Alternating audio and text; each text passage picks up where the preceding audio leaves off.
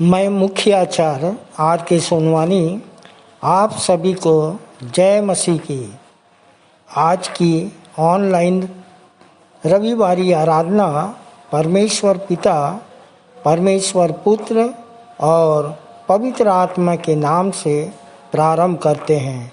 आमीन और आमीन। आइए आज की आराधना हम प्रारंभ करते हैं। एक छोटी प्रार्थना कर लेंगे मिस्टर नारायण केवर्थ के द्वारा। आप सभी को जय मसीह की। मेरा नाम नारायण केवर्थ है। मैं सरसैनी की कलीसिया से हूँ। मुझे शुरुआती प्रार्थना दी गई है। आइए प्रार्थना करें। आइए हाथों को जोड़िए, प्रभु को ध्यान दीजिए।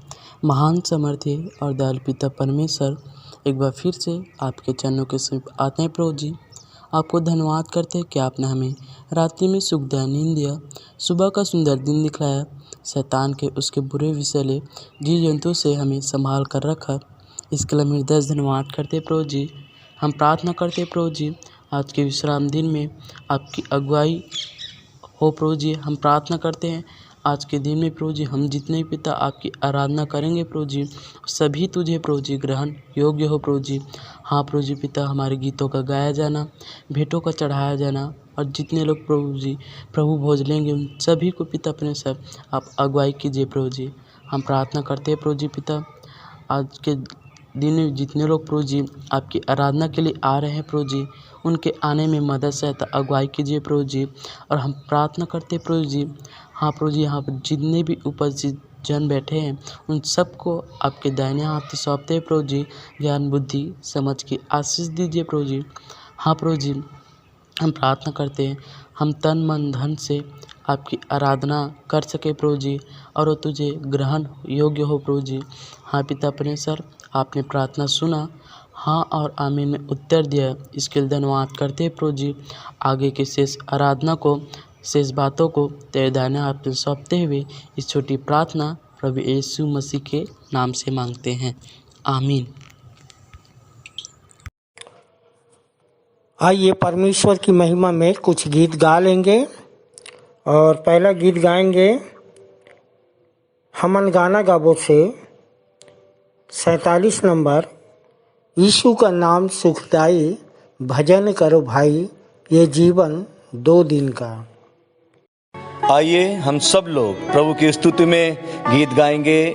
गीत संख्या 47 जो पाया जाता है हमन गाना गाबोन में, जिसके बोल हैं यीशु का नाम सुखदाई, भजन करो भाई, ये जीवन 2 दिन का।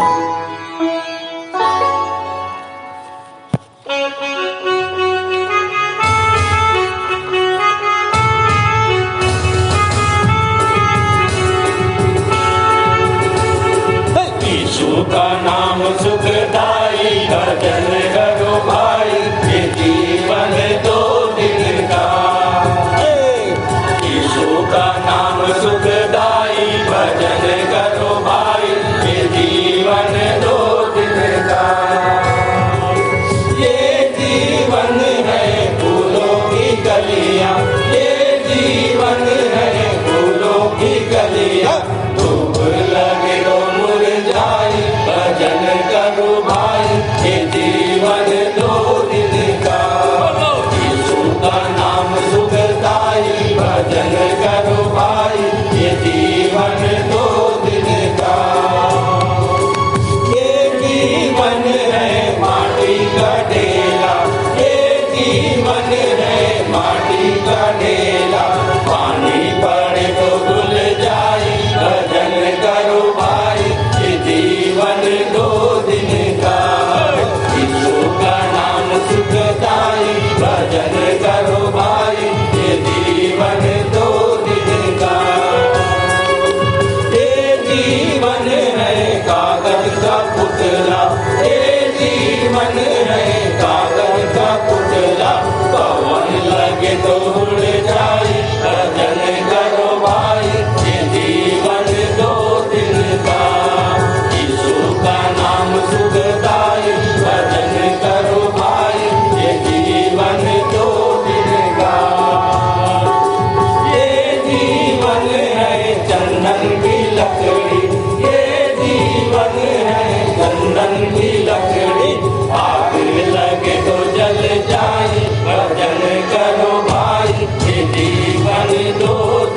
का।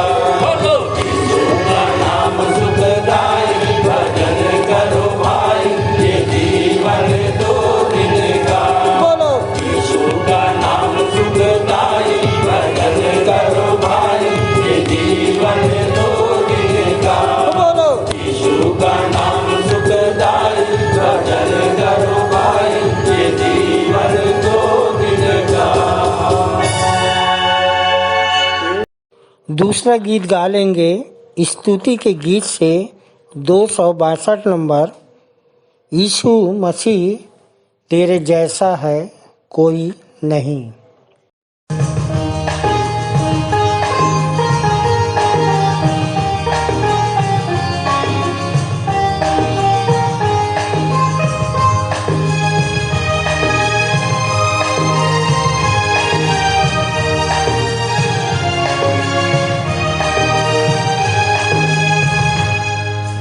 यीशु मसीह तेरे जैसा है कोई नहीं, तेरे चरणों में झूमे आसमान और महिमा गाए ज़मीन।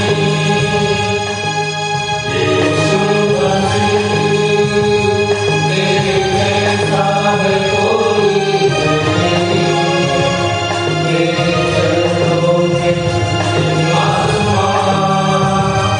और महिमा गाए ज़मीन। हमारे हो सना, तू रखाओ हमें सदा, तेरी महिमा होवे सदा। तू है प्रभु हमारा खुदा, हमारे हो सना, तू रखाओ हमें सदा, तेरी महिमा होवे सदा। तू है प्रभु हमारा खुदा।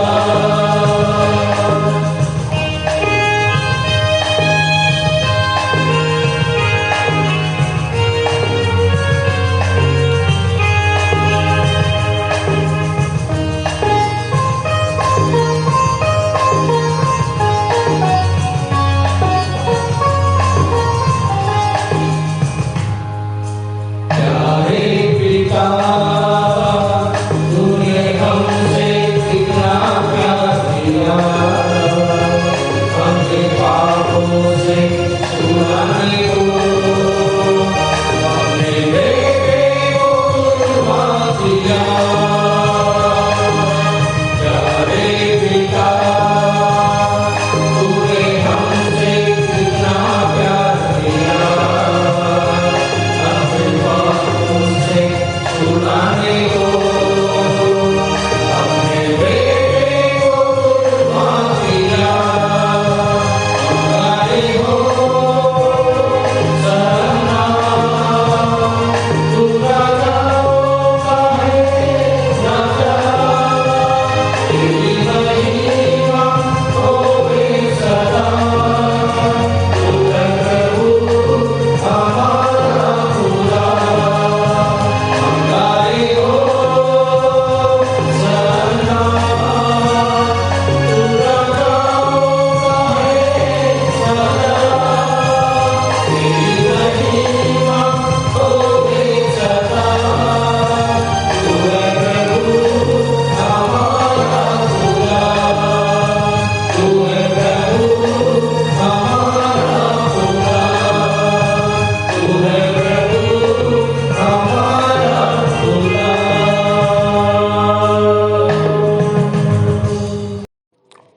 या की स्तुति करो, यहोवा का धन्यवाद करो, क्योंकि वह भला है और उसकी करुणा सदा की है। यहोवा के पराक्रम के कामों का वर्णन कौन कर सकता है, या उसका पूरा गुणवाद कौन सुना सकता है। क्या ही धन्य है वे जो न्याय पर चलते और हर समय धर्म के काम करते हैं।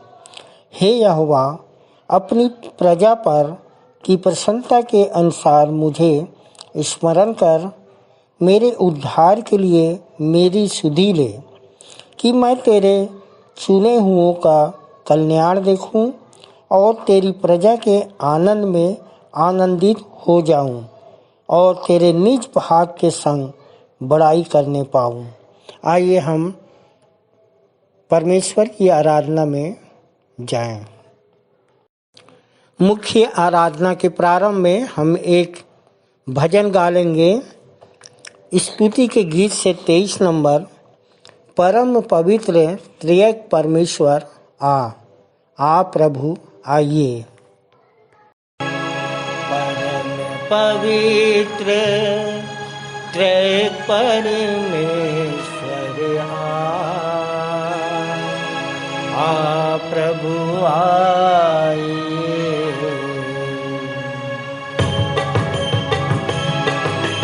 परम पवित्र त्रिएक परमेश्वर आ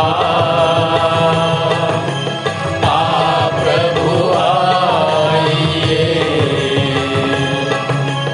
परम पवित्र त्रिएक परमेश्वर आ प्रभु आइए। प्रभु सरग जगत तम नाशक विद्युत, प्रभु सरग जगत तम नाशक विद्युत, अनाथ तब रूप दर्शाने, दे प्रभु दे। परम पवित्र त्रिएक परमेश्वर आ प्रभु आइए। खोला मैंने मन का द्वार, पाप से भरा बेशुमार। खोला मैंने मन का द्वार, पाप से भरा बेशुमार। अपने लहू से धो दे मसीह तू धो प्रभु धोइए। परम पवित्र त्रिएक परमेश्वर आ प्रभु आइए। सत्य मन न भावत, दुष्ट वासना धावत। सत्य मन न भावत, दुष्ट वासना धावत। नूतन दाता अपना मन मुझे दे प्रभु दे। परम पवित्र त्रिएक परमेश्वर आ प्रभु आइए। पवित्र आत्मा तू उतर कर शुद्ध यह मंदिर। पवित्र आत्मा तू उतर कर शुद्ध यह मंदिर। ज्योति चमका दे, मेरी प्रार्थना तू सुन प्रभु सुनिए। परम पवित्र त्रिएक परमेश्वर आ प्रभु आइए। आ प्रभु आइए। आ प्रभु आइए।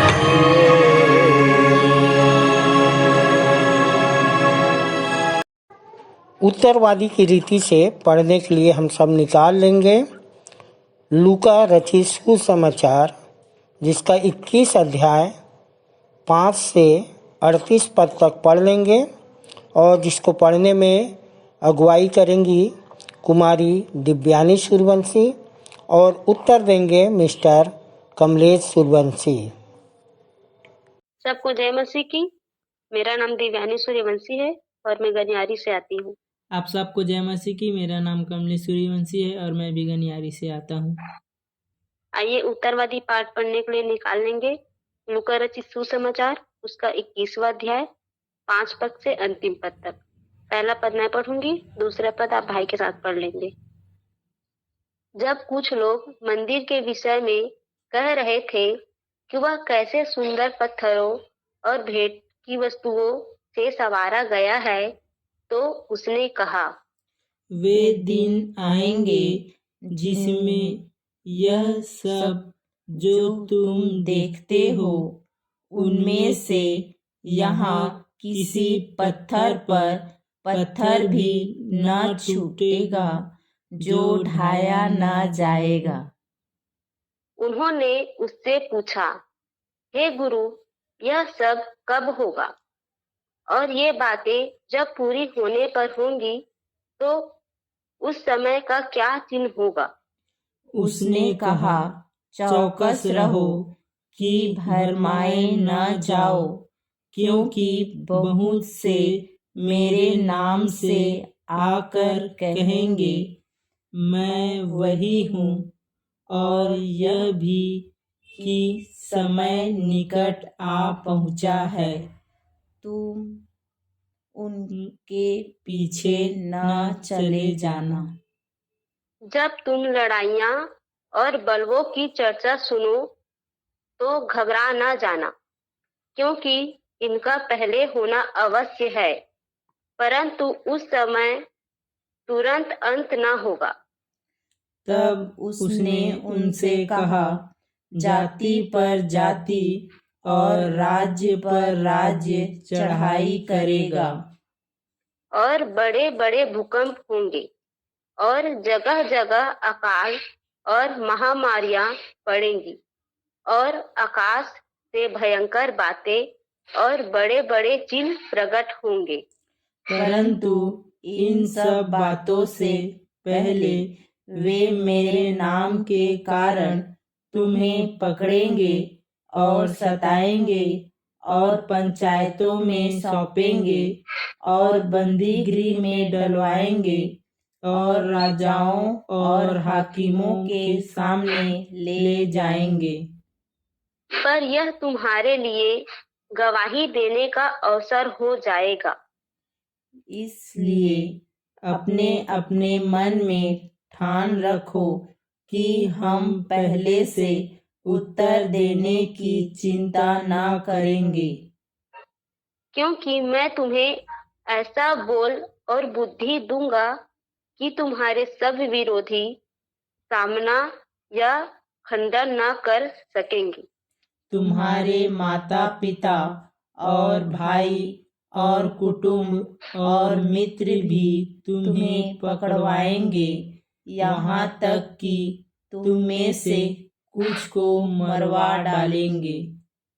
मेरे नाम के कारण सब लोग तुमसे बैर करेंगे, परंतु तुम्हारे सिर का एक बाल भी बांका न होगा।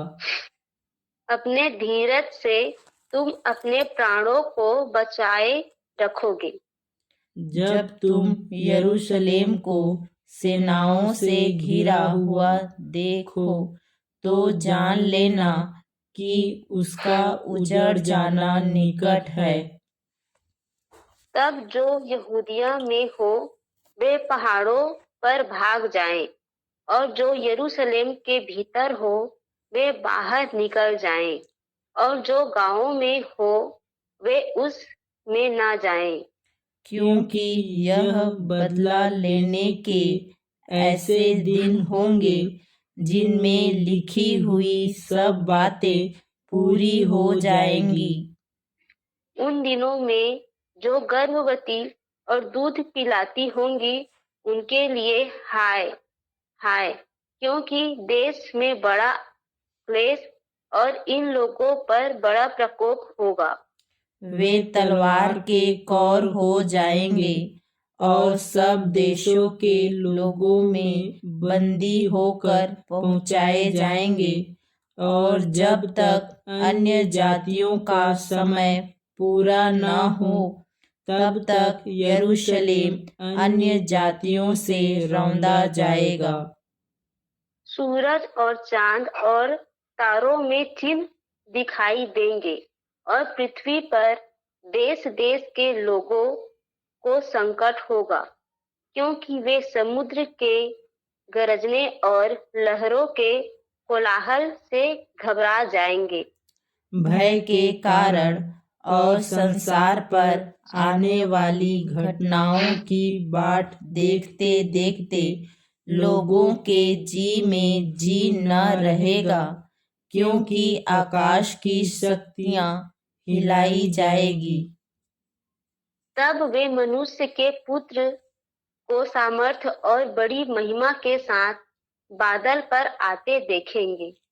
जब ये बातें होने लगे तो सीधे होकर अपने सिर ऊपर उठाना, क्योंकि तुम्हारा छुटकारा निकट होगा।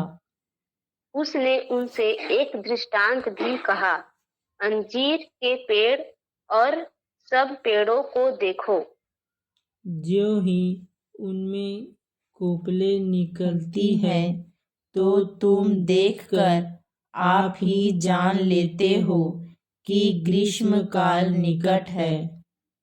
इसी रीति से जब तुम ये बातें होते देखो तब जान लो कि परमेश्वर का राज्य निकट है।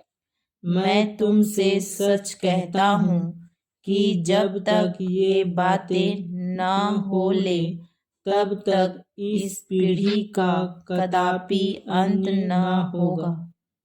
आकाश और पृथ्वी टल जाएंगे, परंतु मेरी बातें कभी न टलेंगी।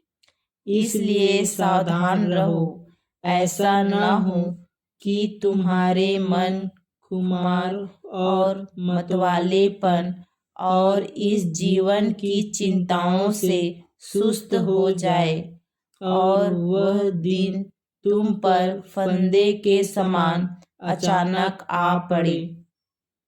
क्योंकि वह सारी पृथ्वी के सब रहने वालों पर इस प्रकार आ पड़ेगा।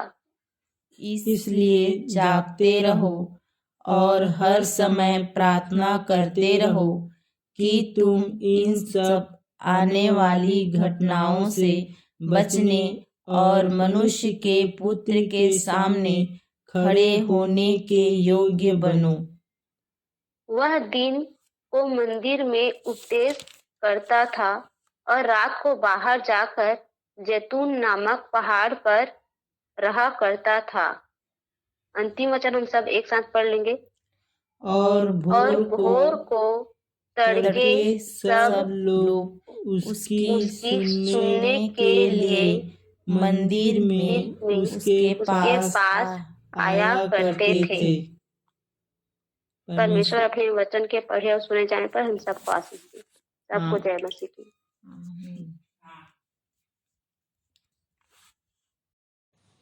आइए हम विश्वास वचन बोलें। मैं सर्वशक्तिमान पिता पर स्वर्ग और पृथ्वी के सृजनहार परमेश्वर पर विश्वास रखता हूँ।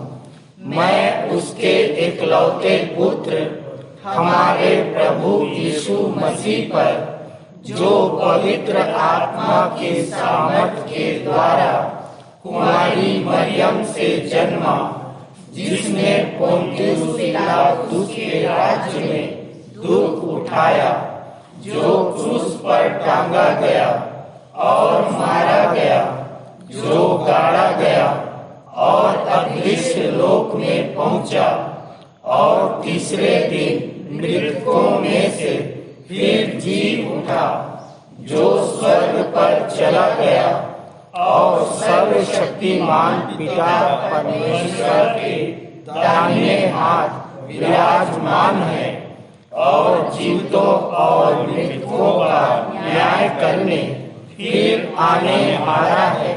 विश्वास रखता हूँ मैं पवित्र आत्मा पर, पवित्र सार्व कलीसिया पर, संतों की संगति पर, देह के पुनरुत्थान पर, पापों की क्षमा पर और अनंत जीवन पर विश्वास रखता हूँ। आमीन। सामान्य सामाजिक एवं पारिवारिक कलीसियाई प्रार्थना हम कर लेंगे और प्रार्थना में अगुवाई करेंगे आचार्य श्री V.R. भोसले जी। आप सभी को प्रभु यीशु मसीह के मधुर नाम में नमस्कार, जय मसीह की। मैं आचार्य विमलेश्वर भोसले, प्रभु में आए 22 वर्ष हो चुके हैं। आइए इस वक्त हम पास्टोरल प्रार्थना में जाएंगे। अपने हाथों को जोड़े, आँखों को बंद करें, सिरों को झुकाए, अपना ध्यान प्रभु की ओर लगाए। हे सर्वशक्तिमान, सर्वज्ञानी, सर्वव्यापी, एकमात्र जीवित दयालु पिता परमेश्वर, बड़े धन्यवाद के साथ अपने उद्धारकर्ता मुक्तिदाता प्रभु यीशु मसीह के नाम में आपके चरणों में आते हैं और धन्यवाद देते हैं पिता परमेश्वर, अब तक की आपकी सुरक्षा के लिए, अगुवाई के लिए, मदद के लिए धन्यवाद देते हैं पिता परमेश्वर। अब तक पिता आपने हमें स्वस्थ भला चंगा रखा है, जीवितों के मध्य में रखा है, संभाल के रखा है पिता परमेश्वर। अब तक प्रभु जी इन समस्त बातों के लिए पिता परमेश्वर हम आपको दिल की गहराई से लाख लाख धन्यवाद देते हैं। धन्यवाद देते हैं पिता परमेश्वर। बीते सप्ताह प्रभु जी आपने हमें हर एक प्रकार की दुर्घटना से, शैतान के मायाजाल फंदों से बचाया, स्वस्थ भला चंगा रखा पिता। धन्यवाद देते हैं प्रभु जी, ये सुंदर अवसर प्रदान किया कि आज इस विश्राम दिवस में आपकी स्तुति आराधना करने के लिए, आपके नाम की गवाही देने के लिए हम सभी यहाँ एकत्रित हो सके, इसके लिए धन्यवाद पिता। हे पिता परमेश्वर, आज की आराधना में आप हमारी सहायता, अगुवाई, मदद करना पिता परमेश्वर। हमारे मुंह का बोल और हृदय का ध्यान आपको ग्रहण योग्य होने पाए। आज की आराधना में पिता परमेश्वर आप हमारे अल्फा और ओमेगा होने पाए। हे पिता, हमारे गीतों का गाया जाना, वचन का पढ़ा जाना, संदेश का दिया जाना, परिचय गवाही दिया जाना, भेंट का चढ़ाया जाना आदि सब कुछ आपको सुखदायक सुगंध के रूप में ग्रहण योग्य होने पाए। हम प्रार्थना करते हैं प्रभु जी अपने देश के उन समस्त शहरी ग्रामीण कलीसियाओं के लिए जहां आज के दिन में आपके नाम की स्तुति आराधना हो रही है। उन समस्त प्रादेशिक, राष्ट्रीय, अंतर्राष्ट्रीय कलीसियाओं की आराधना आपको कबूल होने पाए पिता। हम इस वक्त प्रार्थना करते हैं प्रभु जी अपने देश के राजनीतिक, धार्मिक अगुवों के लिए, अपने राष्ट्रपति श्रीमती द्रौपदी मुर्मू जी एवं प्रधानमंत्री श्री नरेंद्र मोदी जी एवं हमारे छत्तीसगढ़ प्रदेश के मुखिया माननीय भूपेश बघेल जी तथा सभी राज्यों के राज्यपाल एवं मुख्यमंत्रियों को आपके हाथों में सौंपते हैं। होने पाए पिता परमेश्वर, वे आपके डर भय में, आपकी अगुवाई में देश का संचालन उचित रीति से कर सके, कुशल संचालन करते हुए पिता परमेश्वर वो भी प्रभु जी आपको जान सके, मान सके, पहचान सके, ताकि हमारे देश में अमन चैन बना रहे, हमारे देश का सर्वांगीण विकास निरंतर होने पाए, हमारे देश में गरीबी, बेरोजगारी, भूखमरी, अंधविश्वास, धर्मांधता, नक्सलवाद, आतंकवाद, संप्रदायवाद, जातिवाद न रहने पाए। हम प्रार्थना करते हैं प्रभु जी अपनी इस कलीसिया के उन भाई बहनों के लिए, बड़े बुजुर्गों के लिए जो इस वक्त बीमार है, बिस्तरों में हैं और आपकी चंगाई की राह ताक रहे पिता परमेश्वर, जो इस मंदिर नहीं आ सके, आराधना में शामिल नहीं हो सके हैं, उन्हें आपके चंगाई भरे हाथों का स्पर्श मिलने पाए। जल्द से जल्द पिता वे चंगाई प्राप्त कर हमारे बीच में आकर गवाही को दे सके। हम प्रार्थना करते हैं प्रभु जी इस मिशन कंपाउंड के लिए, इस मिशन हॉस्पिटल में भर्ती मरीजों के लिए वे शारीरिक चंगाई के साथ साथ आत्मिक चंगाई को ही प्राप्त करने वाले हो सके। इस मिशन कंपाउंड में रहने वाले समस्त कर्मचारी एवं अधिकारी पर आपकी कृपा दृष्टि बने रहे। इस अस्पताल के शासक और प्रशासक आपकी अगुवाई में अस्पताल एवं मिशन कंपाउंड की उचित देखभाल कर सके। प्रार्थना करते हैं प्रभु जी अपने विश्वासी मंदिर, मसीहा मंदिर के प्राचीन सभा, जवान सभा, महिला सभा एवं संडे स्कूल के सभी बच्चों एवं शिक्षक शिक्षिकाओं के लिए प्रभु जी वे आपके डर भय में, आपकी अगुवाई में, आपके दिशा निर्देशन में पिता बच्चों को रोचक ढंग से पढ़ा सके, आपके राज्य की बढ़ती के लिए तैयार कर सके। अपने संचालक मंडल को, समस्त आचार्यों, समस्त सहायक आचार्यों, सहायक सह आचार्यों एवं समस्त सदस्यों को, उनकी मनोकामनाओं को, समस्याओं को आपके समर्थी हाथों में सौंपते हैं पिता। प्रभु जी इसी प्रकार वे आत्मा और सच्चाई से आपकी कलीसिया का, आपके लोगों का उचित चरवाही कर सके, उचित देखभाल कर सके। हम प्रार्थना करते हैं पिता परमेश्वर, आज की आराधना में सम्मिलित एक एक जन के लिए पिता, कोई भी जन पिता, कोई भी भाई बहन प्रभु जी आज यहाँ से खाली हाथ लौटकर ना जाने पाए। प्रभु जी आज के वक्ता गणों को आपके हाथ में सौंपते हैं। प्रभु जी बोलने वाले वे नहीं, वरन आपकी आत्मा पिता परमेश्वर उनमें होकर बोले, आपके लोगों से बात करे, हर एक लोगों को संतुष्ट करे। पिता परमेश्वर आगे की शेष आराधना का संचालन आपके समर्थी हाथों में सौंपते सारा आदर, गौरव, महिमा, जलाल आपको देते हुए जिन बातों को नहीं भी कह पाए उन्हें आपके हाथों में सौंपते हुए छोटी विनती उद्धारकर्ता मुक्तिदाता प्रभु यीशु मसीह के नाम से मांगते सुन और दयापूर्वक ग्रहण कर। आमीन।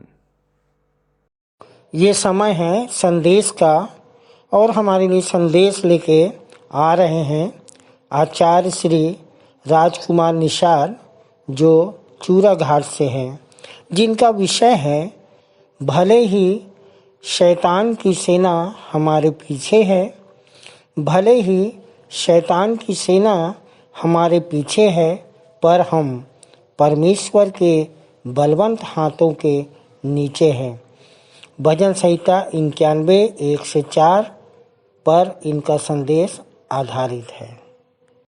सबको जय मसीह की। मेरा नाम आचार्य राजकुमार निषाद है, चूरा घाट से हूँ। विश्वास में मुझे 11 वर्ष हो गया है। मेरा यहाँ आने का कारण है कि मेरी बेटी को शैतानी शक्ति लगी हुई थी। यहाँ के गुरु मंत्र के परिचय से, दुआ प्रार्थना से आज वो चंगे भले हैं और मेरे पूरे परिवार विश्वास करते हैं। और जैसे हम बचे हैं वैसे हम बचाने का प्रयास करते हैं। मैं सबसे पहले परमेश्वर का धन्यवाद करती हूँ पूरे संचालक मंडल के, जो पिछले हफ्ते में मुझे संदेश बोलने का मुझे से तुक्ष को अवसर दिए हैं। वह इस प्रकार है, भले ही शैतान की सेना हमारे पीछे है, पर हम परमेश्वर के बलवंत हाथों के नीचे हैं। भले ही शैतान की सेना हमारे पीछे है, पर हम परमेश्वर के बलवंत हाथों के नीचे हैं। सब उपदेशक के पुस्तक में लिखे है, हर एक बात का एक अवसर और प्रत्येक काम का जो आकाश के नीचे होता है एक समय है। तीसरा, घात करने का समय, चंगा करने का भी समय, ढहा देने का समय, बनाने का भी समय। पर हर जो कार्य है एकाग्र नहीं रह सकता, क्योंकि दूसरे कुरिन्थी 4:8 में लिखा है, हम चारों ओर से कलेश तो भोगते हैं पर संकट में नहीं पड़ते, निरुपाय तो है पर निराश नहीं होते। एक तो शैतान हमारे जीवन में नहीं है, परंतु पूरी सेना समेत शैतान हमारे पीछे पड़ा है। चाहे घर वाले हो, परिवार वाले हो, समाज वाले हो, गांव वाले हो, सभी हमारे प्रताड़ित करते हैं। समझ में नहीं आता क्या करें क्या ना करें। मन निराश भी हो जाता है, परंतु जब प्रार्थना करते हैं, वचन को पढ़ते हैं, संगति में बने रहते हैं तो हमें ताकत मिलती है। शैतान तो पूरी कोशिश करता है हमें बर्बाद करने के लिए, लेकिन हम पीछे नहीं हटते, क्योंकि हम जानते हैं कि जिस परमेश्वर ने यूसुफ को गड्ढा से उठा लिया, दाऊद को खेत से उठा लिया, अय्यूब को राख से उठा लिया, 3 मनुष्य को आग से बचा लिया, लाजर को मृत्यु से बचा लिया, पतरस को डूबने से बचा लिया, पर परमेश्वर आज भी जिंदा है। हमें शैतान से बचाने छुड़ाने में आज भी सामर्थ्य है।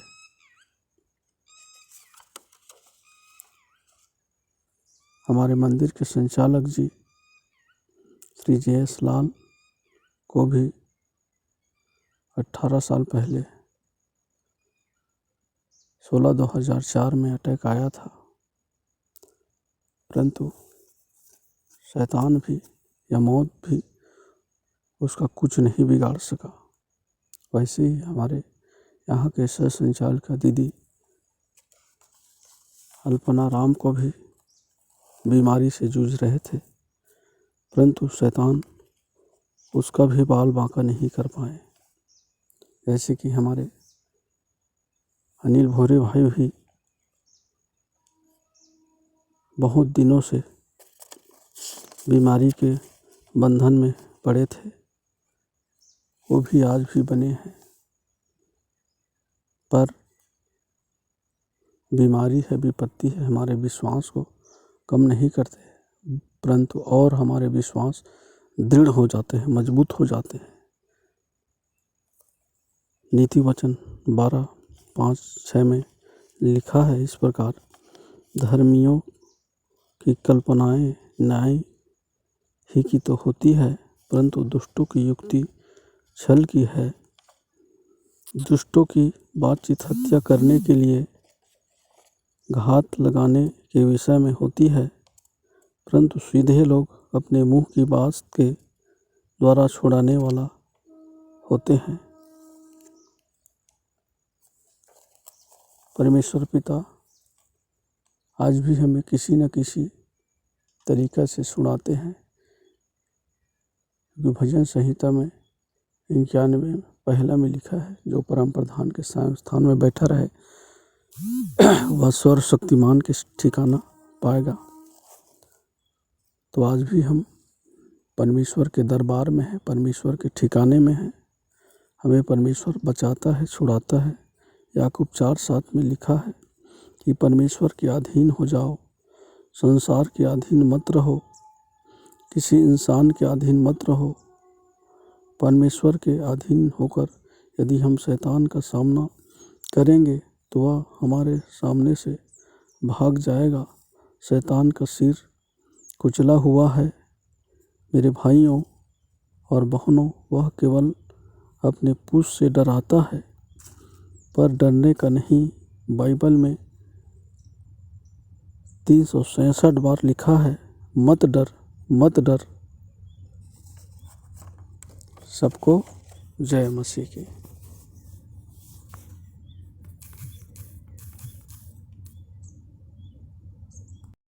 सुंदर संदेश के लिए भाई आचार्य राजकुमार निषाद और उनके पूरे परिवार को प्रभु आशीषित करे। प्रभु भोज संचालन आचार्य श्रीमती सुनैना सिंह के द्वारा। आप सभी को जय मसीह की। मेरा नाम श्रीमती सुनैना सिंह है। आइए, प्रभु भोज जैसे का एक विषय है, मुझे आज प्रभु भोज आप लोगों को देना है, तो इसके बारे में हम क्या समझते हैं, मैं कुछ आप लोगों को समझाना चाहती हूँ। यीशु मसीह ने अपने आप को खाने की वस्तु क्यों बना लिया? क्या ज़रूरत थी कि वो हमें अपने आप को खाने के लिए दे दिया। क्योंकि हम जानते हैं कि यीशु मसीह ने मत्ती 15:17 में कहा, जो कुछ मुंह में जाता है वो पेट में जाता है और संडास से निकल जाता है, और जो कुछ मुंह से निकलता है वह मन से निकलता है और वही मन को अशुद्ध करता है। तो फिर कैसे खाने के द्वारा हमारे जीवन में पाप आया?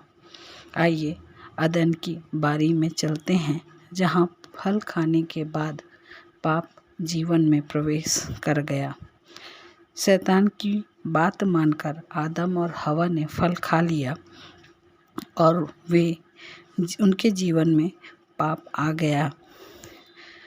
मुझे ये बात समझ नहीं आई कि खाने के बाद पाप कैसे जीवन में प्रवेश कर गया। और मैं आप लोगों को बताना चाहती हूँ कि खाने के तुरंत बाद ही अगर पाप आ जाता तो क्या फिर परमेश्वर आदम से मिलने आता? कभी नहीं। लेकिन पाप तुरंत ही प्रवेश नहीं किया। पाप तब प्रवेश किया जब परमेश्वर आदम से मिलने आया, और आदम ने फल खाने के बाद जो प्रतिक्रिया उसने परमेश्वर के साथ किया, तब पाप उसके अंदर समा गया। आदम ने पाप किया और खुद डर गया और परमेश्वर पर दोष लगाने लगा कि जिस नारी को तूने मुझे दिया था उसने फल मुझे खिला दिया, और उसके अंदर पाप प्रवेश कर गया। और पाप प्रवेश करने के बाद उसके जीवन में मृत्यु आ गई। तब परमेश्वर को उपाय रचना पड़ा कि खाने के द्वारा इनके जीवन में पाप आया है, तो मैं ऐसे क्या उपाय करूं कि ये जीवन के वृक्ष का फल अर्थात प्रभु यीशु मसीह को ये लोग खाएं और ये अनंत जीवन में प्रवेश कर लें। और यीशु मसीह परमेश्वर पिता की योजना के अनुसार इस संसार में मनुष्य रूप में आए और देह धारण करके हमारे लिए अपने आप को बलिदान कर दिए। हम प्रभु भोज जब भी लेते हैं और हमारी प्रतिक्रिया क्या होती है, ये मायने रखता है हमारे जीवन के लिए कि जब हम प्रभु भोज को ये समझकर खाते हैं, ये विश्वास के साथ खाते हैं कि उसके द्वारा, उसके खाने के द्वारा हमारे जीवन की बीमारी, समस्या और सारी तकलीफ का छुटकारा है, निवारण है, और हम अनंत जीवन में प्रवेश कर रहे हैं और उस जीवन के वृक्ष का फल प्रभु यीशु मसीह को खा रहे हैं। इस विश्वास के साथ जब हम प्रतिक्रिया करते हैं तो हम स्वर्ग राज्य के योग्य बन जाते हैं। वैसे तो हम में कोई ऐसी योग्यता नहीं जिसके द्वारा हम स्वर्ग राज्य प्रवेश कर सके, ना हमारे कोई ऐसे काम, ना कोई हमारी पद, ना हमारी प्रतिष्ठा, ना हमारा पैसा जिसके द्वारा हम स्वर्ग के अधिकारी हो सकते हैं। लेकिन सिर्फ प्रभु यीशु मसीह को अपना दूल्हा मानकर हम उसके साथ उस चिरस्थायी घर में जाने के लिए योग्य बन सकते हैं, जब उसकी देह को हम ये समझकर खाएं कि वो हमारे लिए ही बलिदान हो गया। आप सभी को जय मसीह की। धन्यवाद। आइए अपनी अपनी भेंटों एवं धन्यवादी भेंटों को देने के द्वारा परमेश्वर की महिमा करेंगे। गीत गा लेंगे। हमन गाना गाबो से 58 नंबर, प्रभु का धन्यवाद करूँगा, उसकी संगति में सदा रहूँगा। तत्पश्चात भेंट की प्रार्थना में अगुवाई करेंगी कुमारी शिवानी गंगावने। स्टार्ट। 1 2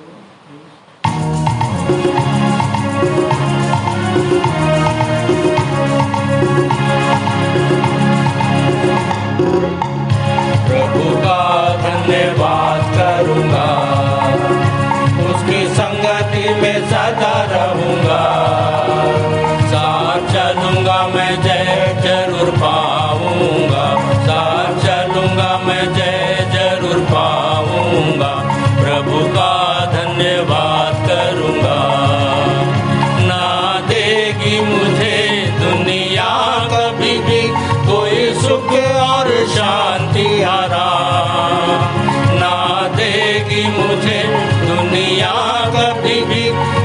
सुख और शांति आराम।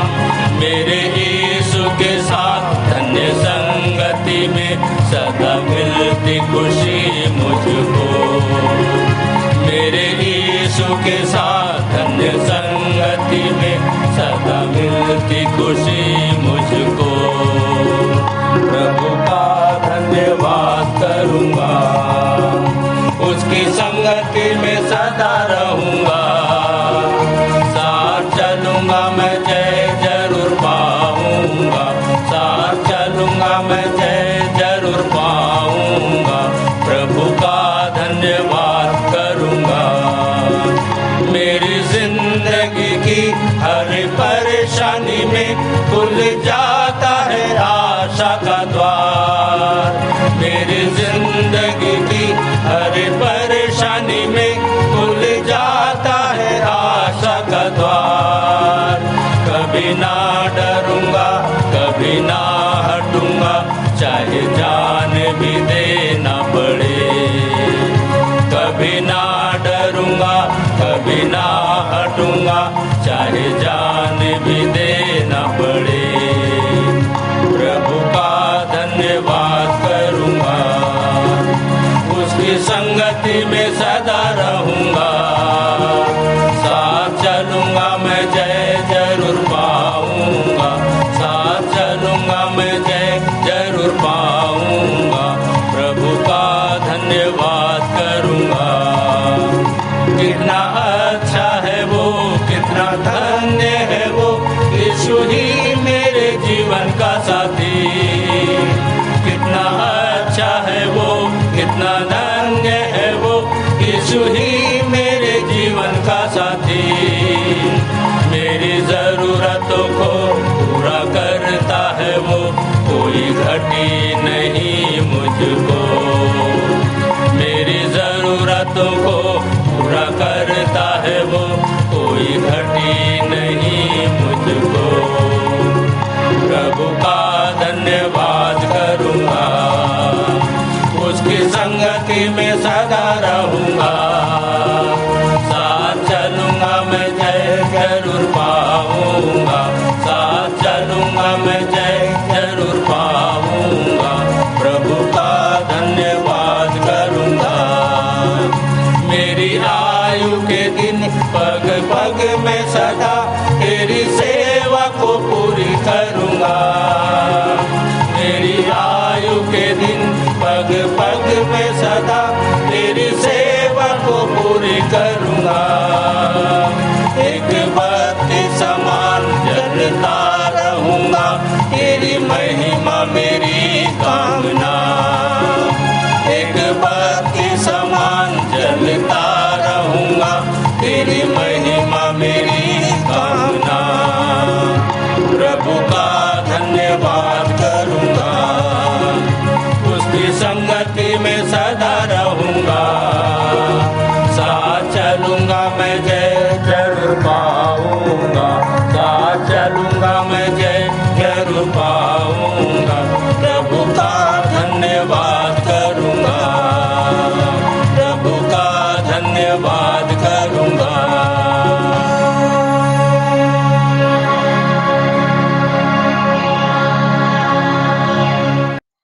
आप सबको जय मसीह की। मेरा नाम शिवानी गंगावने है और मुझे भेंट की प्रार्थना के लिए कहा गया था। आइए हम प्रार्थना में जाएंगे।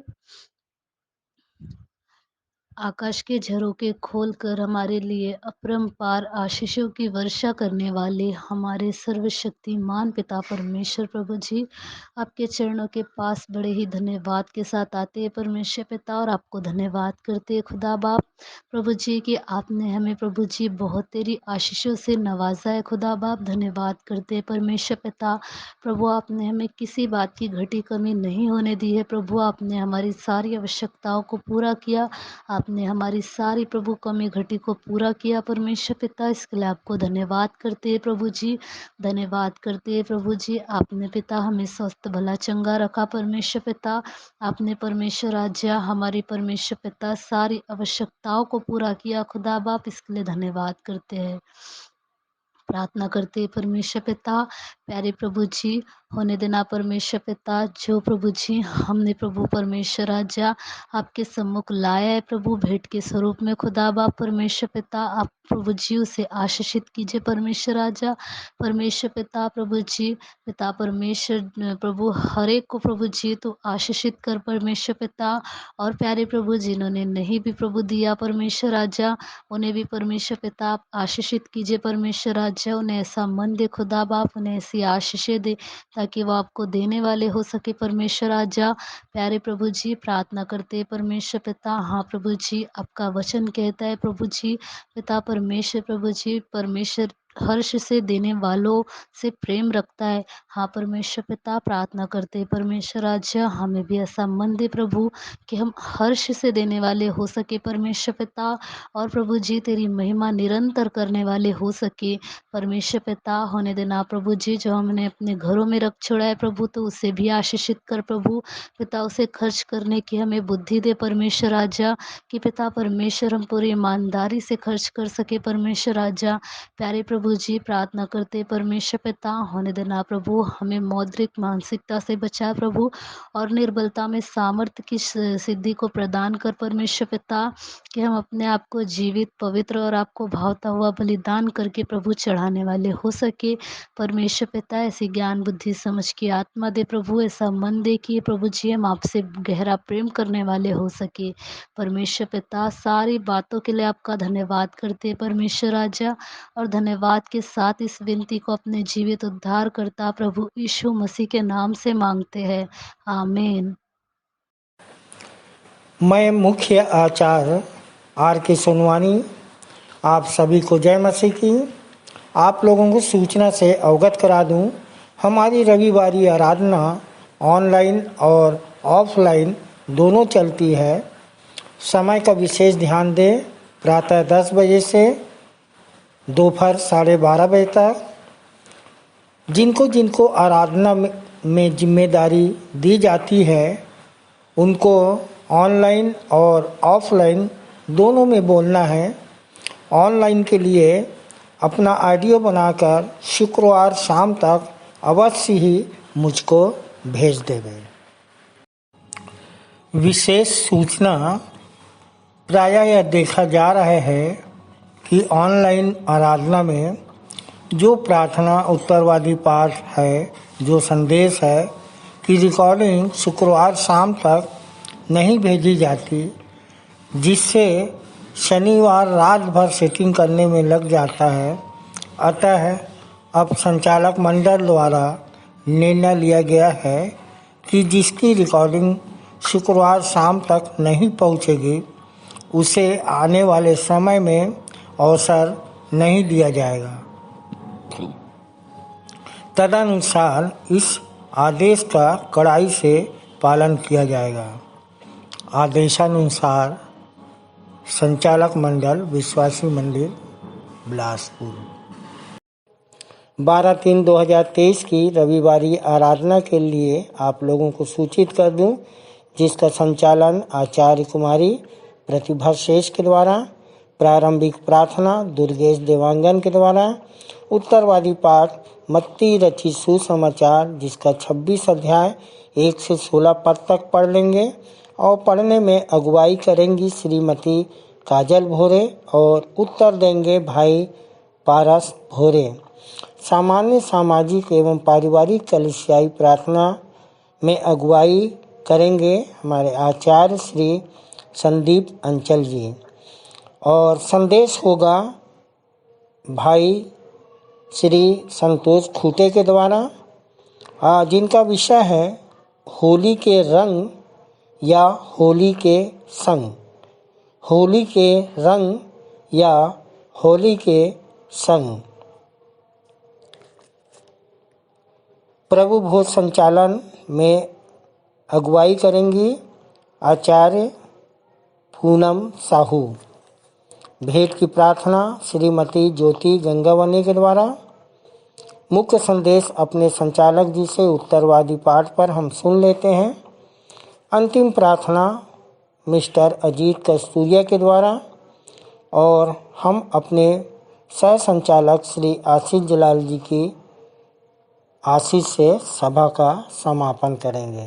धन्यवाद। आइए और अंत में सुन लेते हैं अपने मंदिर के संचालक जी द्वारा पिछले सप्ताह के संदेशों की समीक्षा, मंदिर की वर्तमान स्थिति एवं भविष्य की योजनाएं तथा उत्तरवादी पाठ पर संक्षिप्त टिप्पणी। सबको जय मसीह की। परमेश्वर का धन्यवाद हो कि उसकी दया अनुग्रह से जीवन के इस पड़ाव तक हम सब सुरक्षित पाए जाते हैं और फिर से एक स्वर्ण अवसर हमको परमेश्वर ने दिया है कि हम उसकी स्तुति महिमा कर सकते हैं। और आज मैं विचार कर रहा था कि वास्तव में एक कहावत है, बाप बड़ा ना भैया, सबसे बड़ा रुपया। और आज संसार में धन के कारण से लोग एक दूसरे को जानते हैं, सम्मान पाते हैं और धन की क्या स्थिति है। परंतु यदि हम बाइबल की पे विचार करें तो धनी हो जाने से बहुत ढेर सारे नुकसान भी हैं।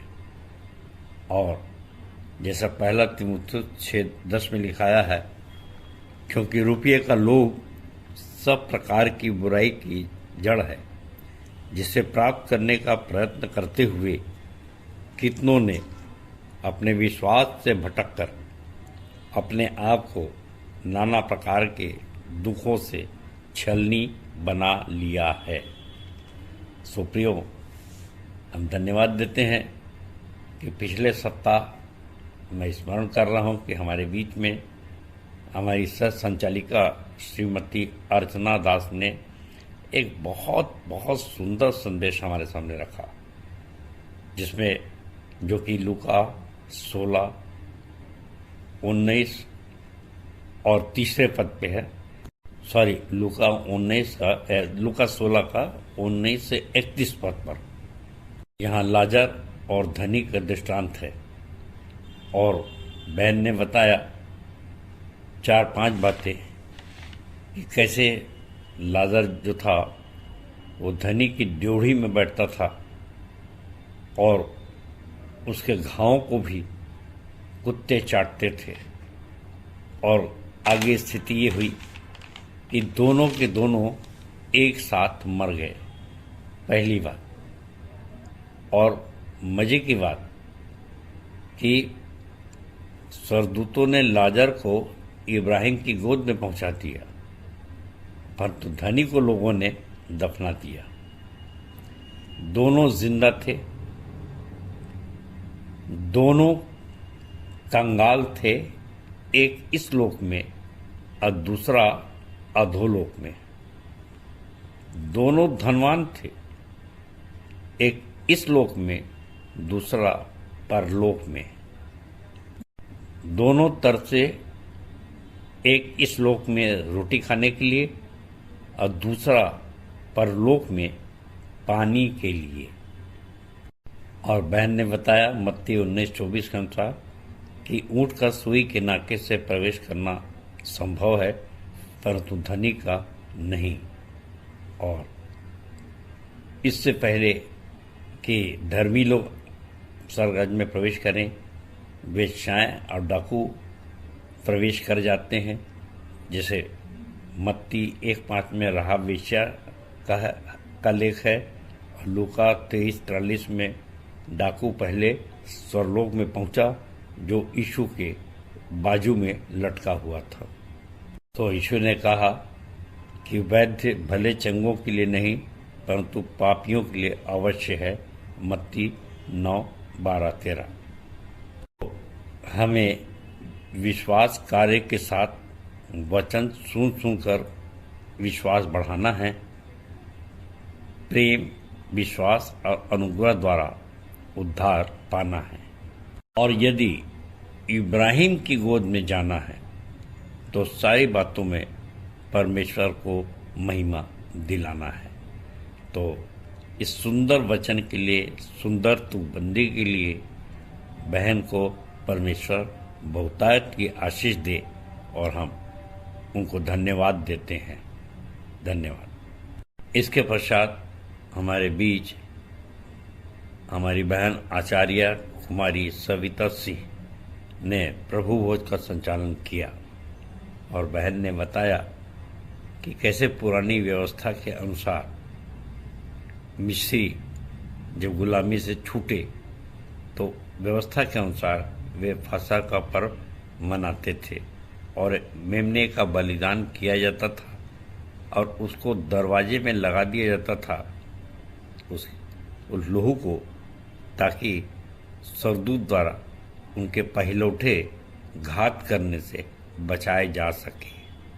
और इसी अख़मीरी रोटी का पर्व यीशु ने अपने क्रूस में चढ़ाए जाने से पहले प्रभु भोज के रूप में स्थापित किया और यीशु मसीह ने कहा, ये मेरा मांस वास्तव में खाने की वस्तु और मेरा लोहू वास्तव में पीने की वस्तु है। जो इसे ग्रहण करता है मैं उसमें बना रहता हूँ और यीशु का लोहू हमें सब पापों से शुद्ध करता है। पहला यूहन्ना 1:7। तो बहन को भी इस ब्यारी के संचालन के लिए सुंदर संदेश के लिए परमेश्वर बहुतायत की आशीष दे।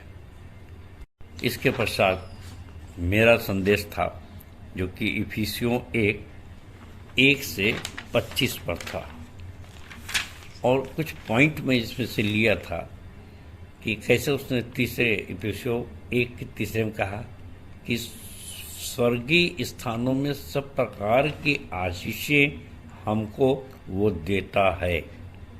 उत्पत्ति से पहले हमारा चुनाव किया और अपनी इच्छा का भेद सुमति के अनुसार हमको ठान कर बताया। सो पौलुस इफिसियों को बता रहा है कि कैसे सबसे पहले प्रेरित बनाया, पहला पद, और उसके बाद लेपालक पुत्र बनाया, 5वां पद, और फिर 9वें पद में अपनी इच्छा का भेद बताया और 11वां पद मीरास दिया और अंत में कलीसिया बनाकर, अपनी पत्नी बनाकर, अपनी देह बना लिया। सो जब परमेश्वर ने इतना प्यार हमसे किया, स्वर्गीय स्थानों में सब प्रकार की आशीषें दिया, तो हमको भी उसकी महिमा करना आवश्यक है। और इसके लिए मैंने बताया कि यूहन्ना 15 और 8 जहाँ इस प्रकार से लिखा है कि मेरे पिता की महिमा इसी से होती है कि तुम बहुत बहुत सफल लाओ, तब ही तुम मेरे चेले ठहरोगे। सो आवश्यक है कि हम भी मत्ती 28-18 के अनुसार सब जाति के लोगों को चेला बनाएं और उसके लिए रोमियो को पत्र लिखते हुए पौलुस ने जैसे कहा था रोमी 15:16 कि मैं अन्य जातियों के लिए मसीह यीशु का सेवक होकर परमेश्वर के सुसमाचार की सेवा याजक की नहीं करूं, जिससे अन्य जातियों का मानो चढ़ाया जाना पवित्र आत्मा से पवित्र बनकर ग्रहण किया जाए। तो ये तो था पिछले सप्ताह के उत्तरवादी पाठ इफिसियों 1 से 25 का सारांश। और इस सारांश के बाद अब अवसर है आज के उत्तरवादी पाठ का, और आज का उत्तरवादी पाठ है लूका 21:5 से 38। लूका 21:5 से 38। सो लूका 21 का ये भाग हमको स्मरण दिलाता है कि क्रूसीकरण से पूर्व यीशु मसीह ने जो कार्य किया था और इसके पश्चात फिर अख़मीरी रोटी का पर्व अर्थात प्रभु भोज की स्थापना वगैरह का है, और इसके बाद उसका क्रूस पर चढ़ाया जाना।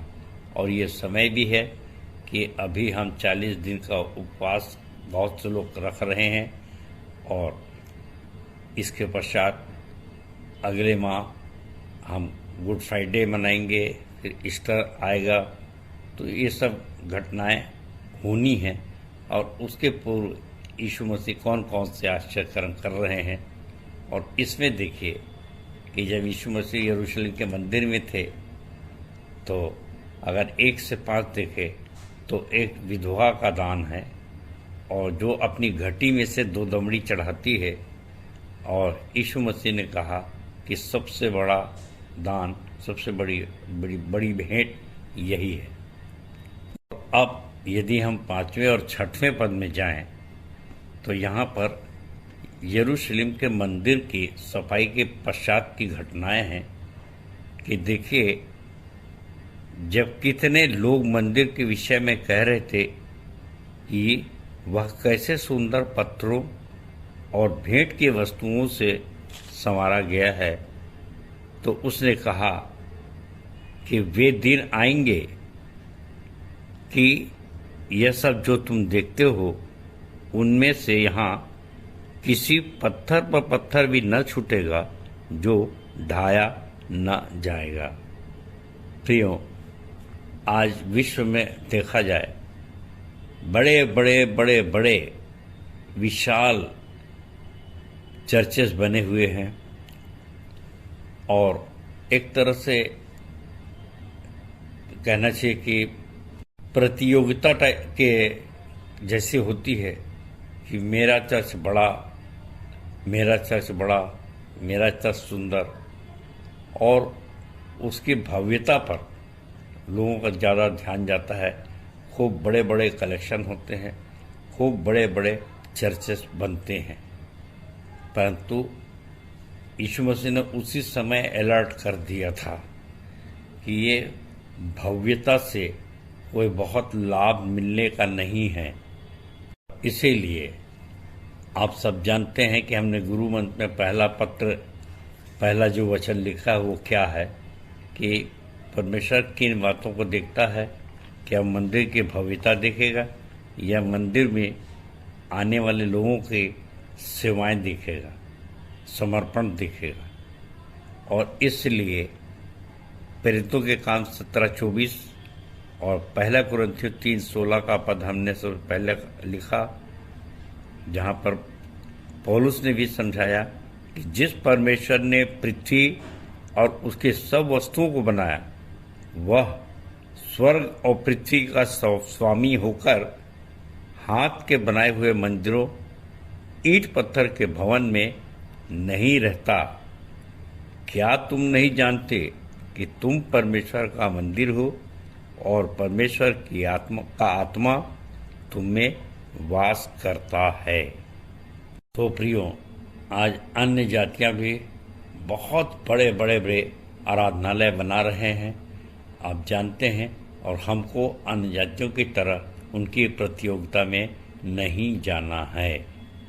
सो प्रियो, अब यदि 7 से 12 पद देखे जाएं, तो वहाँ पर अंत के दिनों के लक्षण, सताव का वर्णन यीशु मसीह कर रहे हैं।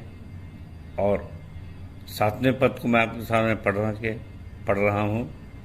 उन्होंने उससे पूछा, हे गुरु, यह सब कब होगा और ये बातें जब पूरी होने पर होंगी तो उस समय का क्या चिन्ह होगा।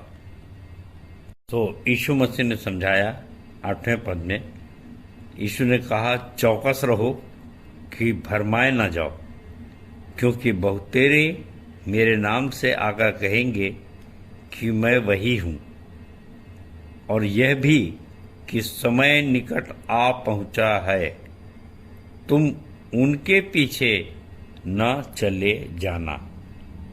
क्यों?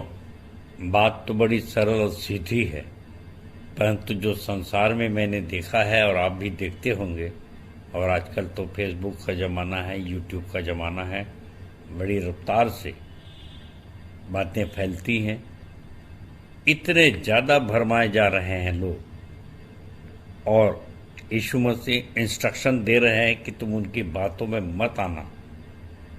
क्यों? क्योंकि जो लक्षण मैं बताऊंगा उन लक्षणों को बहुत ध्यान से देखना, गलत शिक्षकों के पीछे मत भागना और बड़े बड़े प्रचारक और बिल्कुल ये कहेंगे कि बिल्कुल यीशु मसीह की आत्मा हमारे में आती ही है। सो ऐसी बातें बहुत समझने की बात हैं। स्पष्ट लिखा है, भरमाए ना जाओ। और मैं स्मरण कर रहा हूँ, जब मैं रजिस्टर बनाता था, प्रचार करता था, तो ऐसे पेपर वगैरह में, पत्रिकाओं में जब ऐसी बातें आती थी तो मैं उनकी कटिंग काट के अपने रजिस्टर में रखता था और लोगों को बताता था। और अभी भी है वो सर एपल वाइट, जो अमेरिका के कोई अच्छे दार्शनिक थे। और कभी कभी एक अच्छी बात है कि आप लोग के ज़माने में तो आज यूट्यूब से उनका सिर्फ नाम लीजिए और उनके बारे में सब चीज़ें आ जाएंगी। तो आप देख सकते हैं कि बहुत से नौजवानों को उन्होंने बताया था कि ये दिन अंतिम दिन होगा और ये अंतिम रात होगी और एक ग्रह जो कहीं से टूटकर नीचे आ रहा है और चांद भी बहुत नीचे होगा। मैं कुछ भूल भी रहा हूँ, पर यह था कि उस रात बहुत से नौजवान लड़के लड़कियाँ सब खूब अच्छा भोजन बनाएं और कहा कि 12 बजे के करीब हम इस भोजन को खाएंगे और इसके बाद ये जहर की शीशी को पी लेंगे। सबके लिए अलग अलग शानदार जहर था और हम मर जाएंगे। क्यों? क्योंकि जब तक हम मृत्यु को नहीं प्राप्त कर ले तब तक हम आत्मा में उड़ नहीं सकेंगे। और इसलिए उन्होंने ऐसा बता करके और ढेर सारे नौजवानों को, लड़के और लड़कियों को रात में भोजन कराया। सब विष को पी गए और उसके बाद सब सो गए और आज तक ये समझ में नहीं आया कि अंत का दिन कहाँ हुआ। दूसरा दिन तो फिर आ गया जस के तस, तो इस पर मर गए वो। तो समझ लीजिए ऐसी ऐसी घटनाएं होती हैं। और कई बार सुनने में आता है, पढ़ने में आता है कि फलाने पर्वत पे यीशु मसीह आ रहे हैं और उतरेंगे इतने बज के इतने मिनट पर, और भीड़ की भीड़ वहाँ जमा हो जाती है। सो ऐसी बहुत सी बातें होती हैं, सतर्क रहिए। देखिए 10वें पद से आगे यीशु मसीह क्या कहते हैं,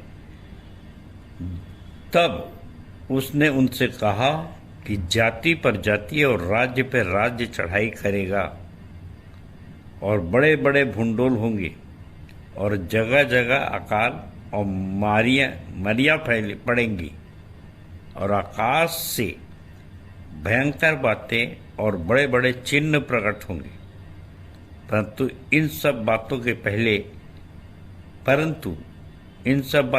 पहले वे मेरे नाम के कारण तुम्हें पकड़ेंगे और सताएंगे और पंचायतों में सौंपेंगे और बंदीगृह में डलवाएंगे और राजाओं और हाकिमों के सामने ले जाएंगे।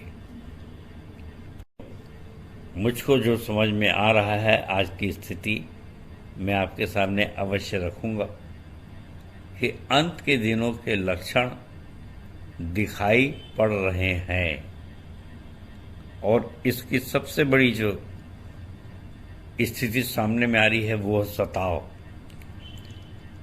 और आप सब महसूस कर रहे होंगे कि कैसे शक्तियां केंद्रित होती चली जा रही हैं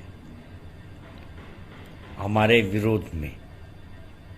सो प्रियो, हमको ऐसे समय के लिए 2 कुरिन्थियों 4:17 ये हमारा पल भर का हल्का सा क्लेश हमारे लिए ढेर सारी महिमा उत्पन्न करता चला जाता है। और रोमियो 8:28 है, उसमें लिखा है क्योंकि हम जानते हैं कि जो लोग परमेश्वर से प्रेम रखते हैं उनके लिए सब बातें मिलकर भलाई ही को उत्पन्न करती है, अर्थात उन्हीं के लिए जो उसकी इच्छा के अनुसार बुलाए हुए हैं। सो इस पाठ में जबकि ऐसा समय है कि यीशु मसीह को आगे क्रूस उठाना है, कष्ट सहना है, और वो हमको पहले ही समझा रहे हैं। और जैसे मैंने अक्सर कहा है कि सुसमाचार में यीशु मसीह ने कहा, परंतु उसका व्यवहारिक अनुभव जो है वो पौलुस बता रहे हैं और उसके चेले बता रहे हैं अपनी पत्रियों में। तो यहाँ पर देखिए जो यीशु मसीह चिता रहे थे वो क्या है, 13वां पद, 21 का 13वां पद से, पर यह तुम्हारे लिए गवाही देने का अवसर हो जाएगा, स्वर्ण अवसर हो जाएगा। सताव आ रहा है, कितने आनंद की बात है। ये मैंने कविता में भी लिखा है कि इन क्लेशों से मसीहियों का बहुत पुराना नाता है प्रमाण मेरी इस बात का। स्तफनोस, पौलुस, सिलास, यूहन्ना बपतिस्मा दाता है, शद्रक, मेशक, अबेदनगो और दानियल की अपनी कहानी भूखे से धधकती आग के बीच भी, जिन्हें मृत्यु पर्यंत रहने की ठानी। न द्वेष, न क्रोध, न जुलूस, न नारा, बस एक ही बात कहते धीरज से, हमें नहीं चाहिए छुटकारा, हमें नहीं चाहिए छुटकारा। बंद कर दो जेल में, मार डालो हमको, क्योंकि दुख उठाने के लिए हमने खुदा बाप से मांगी जिंदगानी है और हमें तो जश्न आज़ादी का पर्व इन नई आत्माओं के साथ मनानी है। और हम जो भाग गए डर कर, तो ये हमारे लिए अभिशाप है, क्योंकि जीना हमारे लिए मसीह है, मर जाना लाभ है। सो नदियाँ नहीं डुबा सकती हैं तुझको, न जला सकती है आग, ऐश्वर्य वाले जाग, अब मुर्दों में से जी उठ, तब मसीहा की ज्योति तुझ में चमकेगी। इफिसियों 5:14। तो प्रियो, आज समय है जिसको मैं बड़ी जिंदा दिली से कहना चाहता हूँ कि ये सारी बातें हो रही हैं, बल्कि और कड़ाई होने वाली है। जब ऐसी चर्चा सुनिए, बड़े जिंदा दिली से इन कविताओं को बोलिए, बार बार बोलिए, ताकि हमारे लोगों का, विश्वासियों का हौसला बढ़ा रहे, हम घबराएं नहीं, डरे नहीं, सामना करें। चाहता हूं कि मेरे लिए भी निरंतर प्रार्थना करते रहिए, क्योंकि लोगों की नज़र हमारी यूनिट पर भी है। इतनी आनंददायक बात यहाँ पे 14-15 पद में यीशु मसीह कह रहे हैं, इसलिए अपने मन में ठान रखो कि हम पहले से उत्तर देने की चिंता न करेंगे, क्योंकि मैं तुम्हें ऐसा बोल और बुद्धि दूंगा कि तुम्हारे सब विरोधी सामना या खंडन न कर सकेंगे, और तुम्हारे माता पिता और भाई और कुटुंब मित्र भी तुम्हें पकड़वाएंगे, यहाँ तक कि तुम में से कितनों को मरवा डालेंगे। मेरे नाम के कारण से लोग तुमसे बैर करेंगे। पर 18वां पद दिखे, कितने आनंद की बात है, क्या मजेदार बात है। सारे विरोधी हो जाएं, घर के रिश्तेदार, भाई बंधु सब अकेले रह जाएं। और उसके पश्चात लिखा है 18वें पद में, परंतु तुम्हारे सिर का एक बाल भी बांका न होगा। अपने धीरज से तुम अपने प्राणों को बचाए रखोगे। ये यीशु मसीह का वचन है, ये परमेश्वर का वचन है, ये जबान है जो यीशु मसीह आपको दे रहे हैं। मेरे और आपके लिए कितने कितने कितने आनंद की बात है सताव का आना।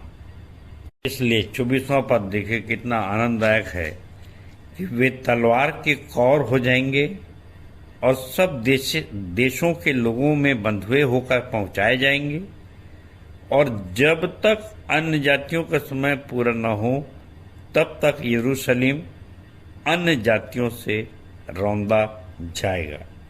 और आप और मैं अच्छे से जानते हैं कि अन्य जातियों का समय पूरा होना मतलब, इसके 2 मायने में यहाँ पर लिख के रखा हूँ। कभी कभी हम बोलते हैं बस अब इसके दिन पुर गए हैं इसलिए ये इतनी अति कर रहा है, आज जो हमको सताते हैं। और दूसरा अर्थ है कि पृथ्वी की छोर तक जब तक सुसमाचार नहीं पहुंचेगा तब तक मेरा आना सुनिश्चित नहीं होगा। सो प्रियो, 25 और 26 पद देखा जाए तो वहाँ लिखा कि आकाश की शक्तियाँ हिलाई जाएंगी। और 27-28 में यीशु बादल पर आते दिखेंगे। और 29 से 33 पर अंजीर के वृक्षों के लक्षण में के फल के लक्षणों से सुनिश्चित करें। और ये कि हम कोपलें निकलती हैं यीशु मसीह ने कहा अंजीर के वृक्षों में, तो हम जान लेते हैं कि ये मौसम बदल रहा है।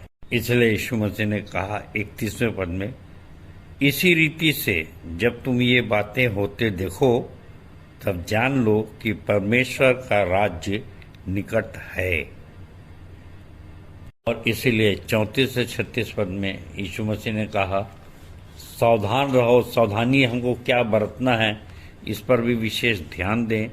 तो मैं आपके सामने पढ़ रहा हूँ, इसलिए सावधान रहो, ऐसा न हो कि तुम्हारे मन खुमार, मतवालेपन और इस जीवन की चिंताओं से सुस्त हो जाएं और वह दिन तुम पर फंदे की नई अचानक आ पड़े, क्योंकि वह सारी पृथ्वी के सब रहने वालों पर इसी प्रकार आ पड़ेगा। इसलिए जागते रहो और हर समय प्रार्थना करते रहो कि तुम इन सब आने वाली घटनाओं से बचने और मनुष्य के पुत्र के सामने खड़े होने के योग्य बनो। प्रियो, हमको कैसे सावधान होना है, कैसे जागते रहना है और क्या करना है, और इसके लिए भी यीशु मसीह ने अंतिम के 37-38 पद में बहुत क्लियर कर दिया है। और जहाँ लिखाया है, और वह दिन को मंदिर में उपदेश करता था और रात को बाहर जाकर जैतून नाम पहाड़ पर रहा करता था। अब भोर को तड़के सब लोग उसकी सुनने के लिए मंदिर में उनके पास आया करते थे, उसके पास आया करते थे। प्रियो, मैं परमेश्वर का धन्यवाद करता हूँ कि हमारा विश्वासी मंदिर प्रतिदिन सुबह 5 बजे से लेके रात 9 बजे तक लगातार चलता है। और इस प्रकार की दिनचर्या में हमारे बहुत से लोग इन्वॉल्व हैं और लोग सवेरे से शाम तक हमारी सुनने आते हैं, और कितने आनंद की बात है। और इसलिए हमारे लिए पौलुस ने लिखा है रोमी 8:35 में कि जितने भी सताव की बातें हैं वो घबराएंगे नहीं। आप भी मत घबराना, खासकर विश्वासी मंदिर के लोग कभी मत घबराइए, क्योंकि वहाँ लिखा है कि कौन हमको मसीह के प्रेम से अलग करेगा। वो हमको आश्वस्त किया है। क्योंकि मसीह का प्रेम हमारे लिए है, इसलिए कि न जीवन, न मृत्यु, न सरदूत, न प्रधानता, न वर्तमान, न भविष्य, न सामर्थ, न ऊंचाई, न गहराई और न कोई और सृष्टि हमें परमेश्वर के प्रेम से अलग कर सकती है। सो हम पर यीशु मसीह के आने के लिए खुशी की बाँट जो है आनंदित रहें। सताव हमारे लिए स्वर्ण अवसर है, ऐसा समझें। सो परमेश्वर अपने वचन के कहे जाने पर आशीष दे। सबको जय मसीह की, जय मसीह की और जय मसीह की। धन्यवाद। उत्तरवादी पाठ पर सुंदर सारगर्भित एवं व्यवहारिक टिप्पणी के लिए अपने संचालक जी का बहुत बहुत धन्यवाद करते हैं। तालियां। हम अपनी आराधना के अंतिम भाग में हैं। अंतिम गीत गाएंगे हमन गाना गावो से 22 नंबर, तुम तो मसीहा मोरी आँखों के तारे। अंतिम प्रार्थना में अगुवाई करेंगे श्रीमती पिंकी साहू, और प्रभु की प्रार्थना और सह संचालिका श्रीमती अर्चना दास जी की आशीष से सभा का समापन करेंगे।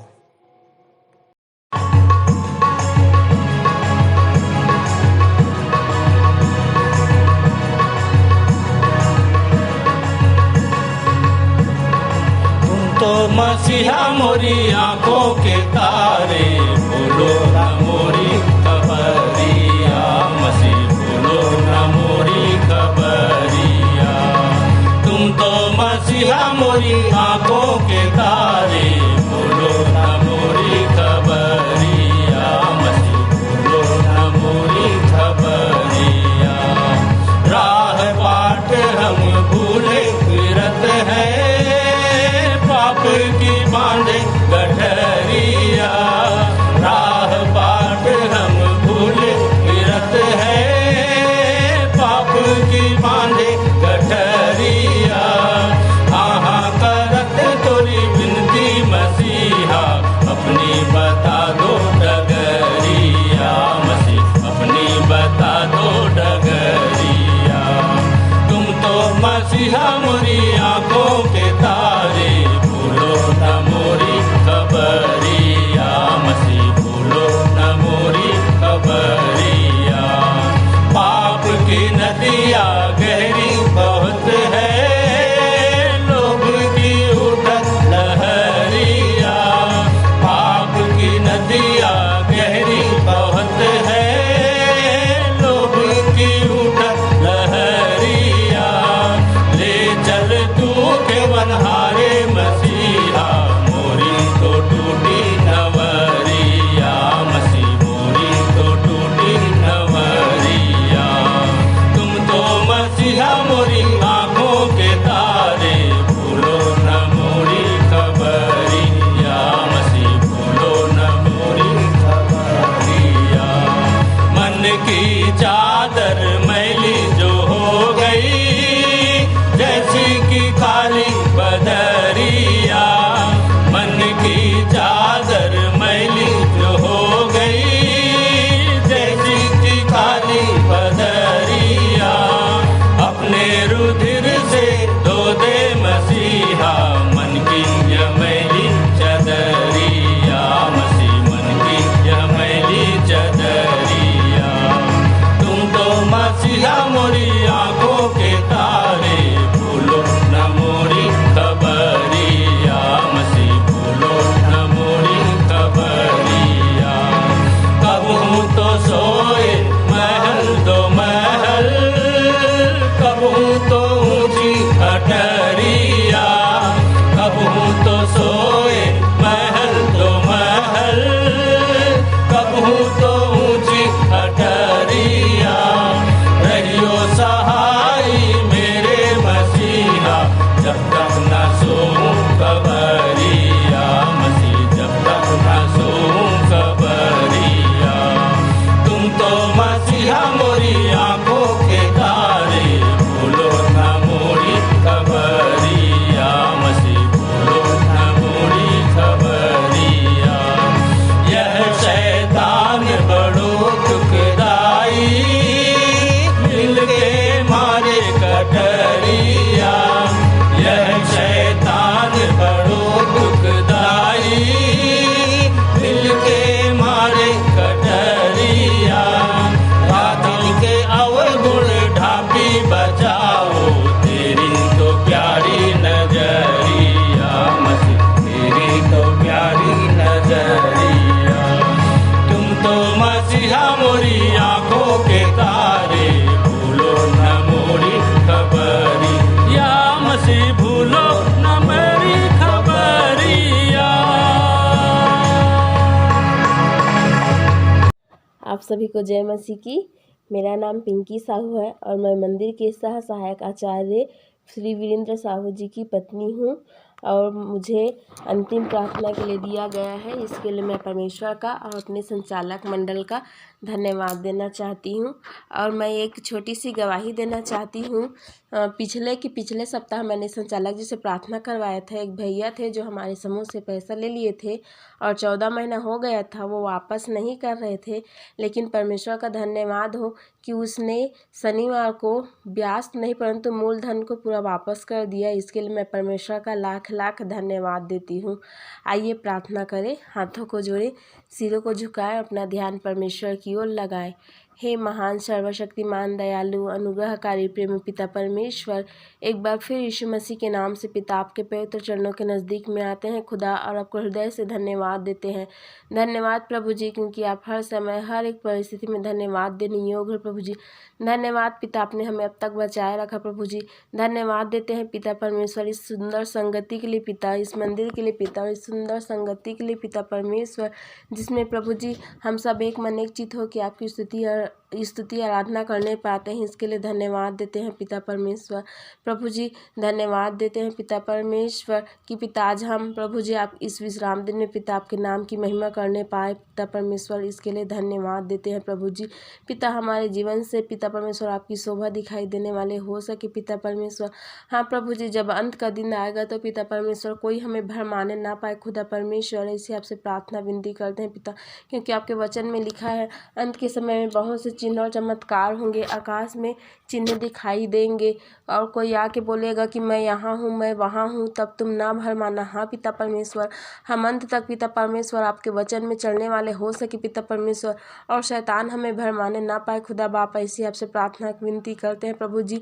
पिता परमेश्वर प्रार्थना विनती करते हैं पिता परमेश्वर, आज प्रभु जी जितने भी भाई बहन पिता परमेश्वर इस ऑनलाइन आराधना में पिता परमेश्वर आपके नाम की महिमा स्तुति करने पाते हैं, और जितने भी लोग जुड़े हैं पिता परमेश्वर, उन हर एक की समस्या प्रभु यीशु नासरी के नाम से दूर हो सके पिता परमेश्वर। हर एक को स्वस्थ भला चंगा करना पिता परमेश्वर, ताकि पिता सब आपके नाम की महिमा कर सके और आप गवाही देने वाले हो सके पिता परमेश्वर।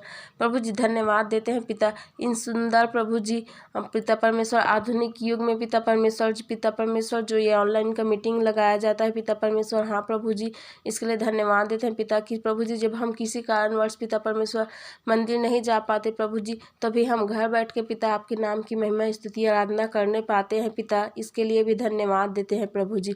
पिता परमेश्वर हम सब आशीषित होते हैं आपके वचनों के द्वारा, इसके लिए भी धन्यवाद देते हैं प्रभु जी। पिता परमेश्वर एक बार फिर से पिता सभी वचनों का गाया जाना, भेंटों का दिया जाना, और पिता हम लोगों का प्रार्थना विनती किया जाना आपको ग्रहण योग्य हो सके पिता परमेश्वर। धन्यवाद देते हैं पिता, आप हमारी प्रार्थना के पिता परमेश्वर, हमारी संगति के अल्फा ओमेगा आप ही रहे पिता परमेश्वर, इसके लिए धन्यवाद देते हुए सारा आधा गौरव महिमा केवल आपको देते हुए छोटी विनती प्रभु यीशु मसीह के नाम से मांगते हैं, आमीन।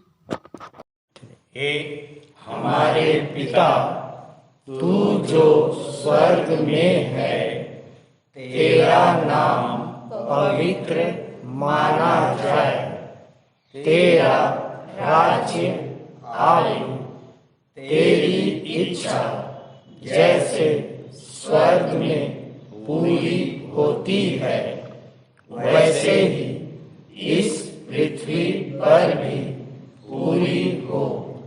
हमारे दिन भर की रोटी आज हमें दे, और जैसे हमने अपने अपराधियों को क्षमा किया है वैसे ही तू भी हमारे अपराधों को क्षमा कर, और हमें परीक्षा में ना डाल, परंतु बुराई से बचा, क्योंकि राज्य पराक्रम और महिमा सदा तेरे ही है, आमीन।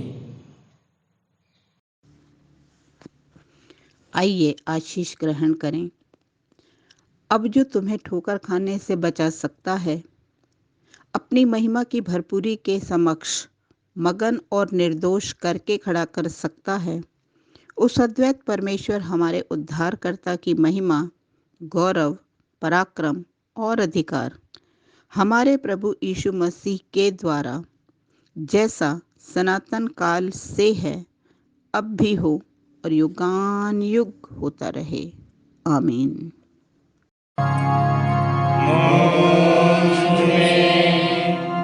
यीशु की शोभा दिखाई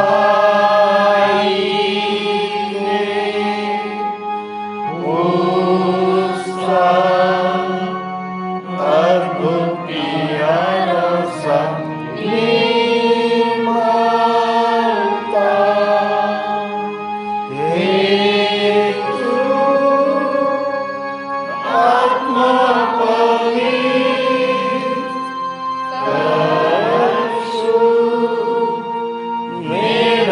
शरीर मुझ में यीशु की शोभा दिखाई दे।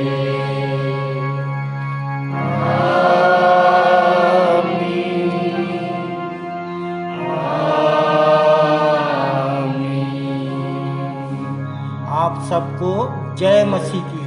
जय मसीह की।